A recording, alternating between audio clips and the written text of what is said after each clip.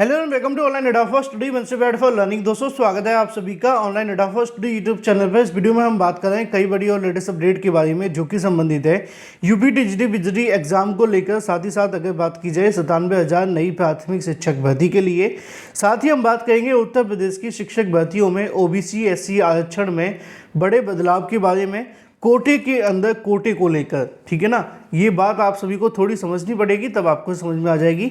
साथ ही साथ हम बात करने वाले हैं इसके अलावा अगर बात की जाए यूपी की सरकारी जो शिक्षक हैं वो जेल भरो आंदोलन को लेकर चीज़ें निकल कर आ रही हैं। साथ ही शिक्षक सेवा चयन आयोग को लेकर बात करेंगे। चैनल को सब्सक्राइब करके बेल आइकन को दबा लें और वीडियो को लाइक कर दें जिससे कि आपको रियल ऑथेंटिक जानकारी ऑनलाइन एडाफा स्टडी यूट्यूब चैनल के माध्यम से मिलती रहे। चलिए शुरुआत करते हैं सीधे सबसे पहले अपडेट के साथ। जैसा कि दोस्तों आप जानते हैं कि आप में से बहुत सारे ऐसे अभ्यर्थी होंगे जो इस वीडियो को देख रहे होंगे। कुछ बीएड अभ्यर्थी हैं तो कुछ बीटीसी अभ्यर्थी होंगे, कुछ ऐसे भी अभ्यर्थी होंगे जो इनके अलावा भी जो शिक्षक बनने के लिए पात्रता है वो आपने पास कर रखी होंगी, है ना। लेकिन ऐसे में सबसे पहले जो अभ्यर्थियों के मन में, या सबसे पहले जो कह सकते हैं उनके अभ्यर्थियों की जो योग्यता होती है उसको लेकर उनके मन में सवाल रहता है कि कैसे भी करके हमें नौकरी मिल जाए। आज के समय में चाहे वो बीएड करने वाला अभ्यर्थी हो या बीटीसी करने वाला अभ्यर्थी हो, सबकी दिली इच्छा सिर्फ यही है कि कैसे भी करके उनको एक नौकरी मिल जाए और नौकरी मिलने के बाद जो लाइफ है वो आसान हो जाएगी। लेकिन जो कहते हैं ना कि एक कहावत हुआ करती थी ग्रामीण क्षेत्रों में कि जो दूर के ढोल होते हैं वो सुहावने लगते हैं। क्या आपको भी ऐसा लगता है? क्योंकि एक चीज़ जब हमें मिल जाती है तो उसके बाद उससे जुड़ी जब समस्याएं देखने के लिए मिलती हैं तो एक नया लेवल हमारे लिए शुरू हो जाता है ना। एक बात तो सच है कि नौकरी मिलने के बाद थोड़ी बहुत ज़िंदगी आसान हो जाती है लेकिन समस्याएं कभी ख़त्म नहीं होती हैं। एक ऐसा ही मामला आप सभी के लिए निकल कर आया है जो कि संबंधित है उत्तर प्रदेश के सरकारी शिक्षकों के लिए। सरकारी शिक्षकों के बारे में एक जानकारी निकलकर सामने आ रही है कि उनकी तरफ से जेल भरो आंदोलन शुरू करने जा रहे हैं। और ये जेल भरो आंदोलन जो आपको देखने के लिए मिल रहा है वो उत्तर प्रदेश के माध्यमिक शिक्षकों के माध्यम से है। माध्यमिक शिक्षक का मतलब आप समझते हैं कि यहाँ पर जो 9 से लेकर 12 तक की शिक्षा होती है उसमें माध्यमिक जो टीचर्स होते हैं उनको लेकर यहाँ पे बात की जा रही है। अब इनकी संख्या लाखों में, इस बात को मुझे बताने की आपको आवश्यकता नहीं है। असल में यहाँ पे इनकी जो मांग है वो बहुत सारी अलग अलग हैं। पहली मांग की अगर बात की जाए तो वो है पुरानी पेंशन को लेकर। सरकार की नीयत ठीक नहीं लग रही है, तथा शिक्षक नवंबर 2023 से वेतन के लिए भटक रहे हैं। दूसरी मांग ये भी है। इसके अलावा सेवा सुरक्षा को लेकर भी यहाँ मांग की जा रही है। सेवा सुरक्षा का मतलब ये है कि जो यहाँ पर टीचर्स होते हैं टीजीटी बिजली के अंदर, या इसके अलावा और भी जो होते हैं उनकी यहाँ पे जो नियुक्ति की जाती है उनकी चयन बोर्ड के माध्यम से होती थी। और चयन बोर्ड की नियुक्ति के बाद में जो प्रबंधक थे वो उनको वहाँ से निकाल नहीं सकते थे। अब चयन बोर्ड ख़त्म हो गया तो उसके बाद उनकी जो सेवा है वो कहीं ना कहीं सुरक्षा नहीं है, क्योंकि अगर उन्होंने निकाल दिया तो चयन बोर्ड की वहाँ पे कहीं ना कहीं परमिशन चाहिए होती थी। अब जब चयन बोर्ड ही नहीं बचा तो परमिशन किसकी लेंगे, ये भी एक बड़ा सवाल है। तो और भी बहुत सारी चीज़ें हैं जिनको लेकर माध्यमिक शिक्षा निदेशालय पर धरना देते हुए शिक्षक संघ के माध्यम से अनाउंसमेंट की गई है। इसके अलावा शिक्षकों के ऊपर हो रहे अत्याचार, भ्रष्टाचार और भी अलग अलग बातों को लेकर यहाँ पर मांग रखने जा रहे हैं। देखना ये होगा कि होता क्या है आगे, इनकी मांग सुनी जाती है या इसी तरीके से धरना जारी रहता है, क्योंकि बहुत सारे ऐसे धरने हैं जो लगातार जारी रहते हैं। बात धरने की जा रही है तो बात शिक्षा सेवा चयन आयोग को लेकर भी करनी आवश्यक है। इसी से संबंधित आप जानते हैं टीजीटी बिजली और प्राथमिक को लेकर है। शिक्षा सेवा चयन आयोग एक ऐसा आयोग है जिसमें किसी न किसी आयोग की नियुक्ति होती रहती है। बहुत सारे अभ्यर्थी कभी कभी मजाकिया तौर पे कह देते हैं कि सर अभी तो इसमें चपरासी की नियुक्ति होनी बाकी है, फिर उसके बाद में कह दिया जाता है शौचालय अधीक्षक की नियुक्ति होनी बाकी है, क्योंकि वो लोग दुखी हो चुके हैं इसलिए उनको कहना पड़ता है।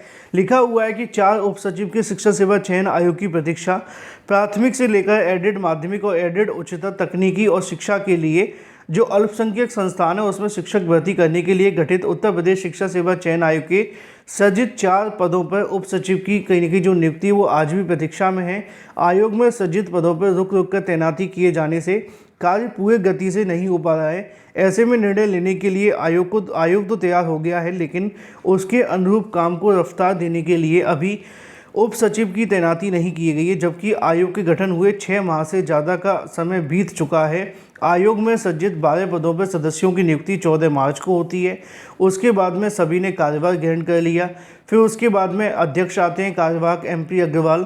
फिर उसके बाद परमानेंट अध्यक्ष आते हैं कीर्ति पांडे। उसके बाद में परीक्षा नियंत्रक आते हैं और परीक्षा नियंत्रक के बाद अभी भी जो मामले वो लटके हुए हैं। ऐसे में नियमित अध्यक्ष ने बैठक कर लंबित और पुरानी भर्तियों के संबंध में जानकारी जुटाई। परीक्षा एवं इंटरव्यू के संबंध में कमेटियों का गठन भी किया गया और उसके बाद अनुरूप तैयारी तेजी से चल रही है। लेकिन आयोग में उप सचिव की तैनाती नहीं होने से कार्य पर असर पड़ रहा है। 4 उप सचिव को प्रतिनियुक्ति की तैनाती देने के लिए शासन ने आवेदन तो लिए, लेकिन आयोग के गठन के 6 महीने बाद किसी की नियुक्ति अभी तक देखने के लिए नहीं मिली है। अब देखना ये होगा कि आयोग में कब तक इनकी जो नियुक्ति है वो हो पाती है। इसी तरीके से और भी मामले हैं उत्तर प्रदेश में यूपी टीजीटी बिजली को लेकर। आपको मैंने बताया भी है कि टीजीटी बिजली एग्ज़ाम को लेकर तैयारी तो चल रही है, लेकिन बहुत सारी समस्याएं देखने के लिए मिल रही हैं। अब टीजीटी एग्ज़ाम को कराने के लिए आयोग की तैयारी थी कि हम जनवरी में करवा लें, लेकिन अगर जनवरी में परीक्षा करवाते हैं तो वहाँ थोड़ी समस्या ये भी है कि महाकुंभ की वजह से कहीं ना कहीं जो परीक्षाएं वो प्रभावित होंगी, परीक्षा केंद्र नहीं मिल पाएंगे। अगर परीक्षा केंद्र मिल भी जाए तो सुरक्षा नहीं मिल पाएगी और बिना सुरक्षा परीक्षा कराना सीधे तौर पे पेपर लीक कर देना जैसा ही होगा, है ना। तो ये समस्या निकल कर आ रही है। अब जो महाकुंभ है उसकी समाप्ति 26 फरवरी के आसपास है, तो उसके बाद ही परीक्षा संभव दिखाई दे रही है। तो निश्चित तौर पर कहीं ना कहीं आयोग और आयोग के अधिकारी पूरे तरीके से कंप्लीट ना हो पाने की वजह से काम रुका हुआ है, ऐसा कहा जाता है। लेकिन कहते हैं ना कि अगर मन चंगा तो कटौती में गंगा। अगर आप करना चाहें तो क्या कुछ नहीं कर सकते, ये तो कहने की बातें हैं कि भाई इसका आना आवश्यक है, उसका आना आवश्यक है, करने को कुछ भी कर सकते हैं, है ना।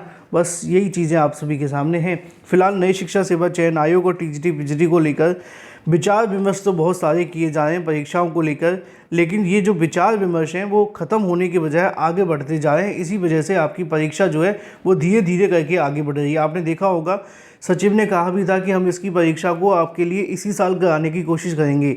अब इसी साल तो छोड़ो, अगले साल की स्टार्टिंग में भी नहीं हो पा रही है। और जिस तरीके से आगे बढ़ रहा है, क्या ये पहली तिमाही में परीक्षा होगी, है ना, ये भी महत्वपूर्ण है। तिमाही का मतलब ये है कि पहले 3 महीनों में क्या परीक्षा संभव है, उस पर भी अब क्वेश्चन मार्क लग चुका है। इसी तरीके से एक मामला जुड़ा हुआ है उत्तर प्रदेश में नई प्राथमिक शिक्षक भर्ती को लेकर। इसके लिए अब अभ्यर्थियों के माध्यम से रणनीति बनाई जा रही है कि वो जल्द ही इसको लेकर एक धरना प्रदर्शन करेंगे बड़ा, क्योंकि शिक्षा सेवा चयन आयोग पर जब वो धरना करने जाते हैं तो वहाँ से आश्वासन तो मिले हैं, लेकिन ये आश्वासन उस तरीके के नहीं हो पाते जिससे कोई काम हो पाए। क्योंकि आश्वासन देना एक अलग बात है, काम करना एक अलग बात है। आश्वासन तो मिल जाते हैं लेकिन काम नहीं हो पाता। इसी बात को लेकर अब अभ्यर्थियों के माध्यम से इसको लेकर एक नए सिरे से अभ्यर्थी धरना प्रदर्शन करने की तैयारी कर रहे हैं और जल्दी इस मामले पर एकजुट होकर अभ्यर्थी अनाउंसमेंट करेंगे। इसी के साथ एक मामला और जुड़ा हुआ है यूपी की शिक्षक भर्तियों में OBC SC आरक्षण को लेकर बदलाव के बारे में, यानी कि कोटे में कोटा के पक्ष में खड़े हुए केशव प्रसाद मौर्य। काफ़ी समय से आरक्षण को लेकर जब चीज़ें निकल कर आती हैं, जब लगता है कि हाँ बिल्कुल सेफ हो चुका है, आरक्षण पे घोटाला हुआ है, तो केशव प्रसाद मौर्य सपोर्ट करते हैं। या आरक्षण को लेकर जो चीज़ें जब पहले मांग की जाती है तब तो नहीं हो पाता, लेकिन जब कोई बड़ी चीज़ आ जाती है, यानी कि जैसे कि मान लो किसी कोर्ट ने ऑर्डर दे दिया, तो केशव प्रसाद मौर्य तुरंत सपोर्ट करते हैं। अभी OBC SC 69,000 में भी ऐसा हुआ था। अब इसी तरीके से अगर बात की जाए तो सुप्रीम कोर्ट ने कोटे को लेकर अभी हाल ही में एक आदेश दिया था, उसी के पक्ष में है। मामला क्या है आपको पता होना चाहिए। हरियाणा सरकार ने सुप्रीम कोर्ट की सलाह पर अनुसूचित जाति के आरक्षण कोटे के भीतर कोटा यानी कि उपवर्गीकरण जो प्रयोग किया है उसे भाजपा शासित राज्य सभी भविष्य में अपना सकते हैं। उत्तर प्रदेश बसपा अध्यक्ष मायावती इसका सख्त विरोध किया है, लेकिन उप मुख्यमंत्री केशव प्रसाद मौर्य ने वंचित समुदाय को, जातियों को इनका लाभ देने के निर्णय का कहीं न कहीं जो स्वागत है वो किया है। मौर्य ने एक्स पर ट्वीट करते हुए सुप्रीम कोर्ट के 1 अगस्त 2024 के फैसले के तहत व्यक्तिगत तौर पर हरियाणा सरकार SC/ST आरक्षण में उपवर्गीकरण लागू करने को लेकर स्वागत करता हूं। आरक्षण का लाभ उन वंचित तक पहुंचाने के लिए जो 75 साल बाद भी इसका लाभ नहीं ले पा रहे हैं, इसको लेकर बात की जा रही है। आप चाहें तो इस जानकारी को पूरा पढ़ सकते हैं, वीडियो को रोककर या स्क्रीनशॉट लेकर। मैं पूरा पढ़ूंगा तो वीडियो लंबा हो जाएगा और कुछ नहीं। Thank you for watching this video.